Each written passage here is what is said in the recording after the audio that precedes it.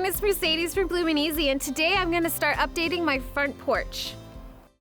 Right now my porch is pretty empty, except for the planter I made last week. Make sure to watch so you can make it yourself. I needed something with height and couldn't figure out what until my mother-in-law gave me these trellises, and I was like, yes, this will work.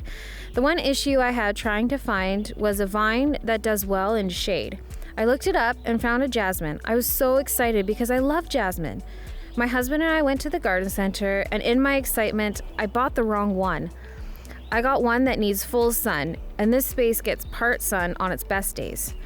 So I'm moving the jasmine to the side garden. This garden needs a ton of work, but I'll be doing that next year. I wanted to see what was already there and was happy to see some peonies, but I'm not super happy with the irises. They really overtake the space. So we'll see what I come up with next year. So I went back to the garden center and found these clematises that only need part sun. So I bought them. Let's plant them up.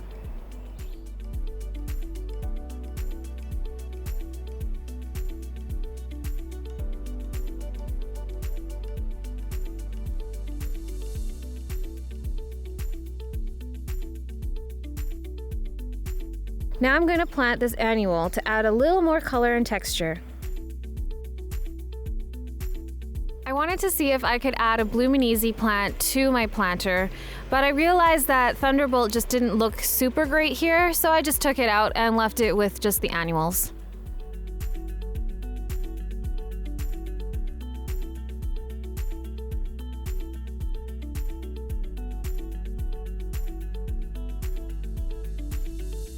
Now I'm going to add some patio furniture and decor.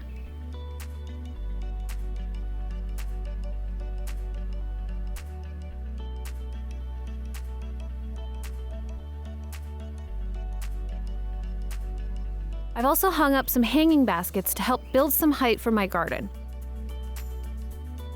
Alright, so here we are so far on my front porch. I have my vine that really gives a really nice tall element. I have my new patio furniture, and I have my Bloomin shade planter, which I'm so excited to see bloom. Just keep following us to see how much more I update my front porch. Thanks for watching. Follow us on our social media platforms to see behind the scenes footage.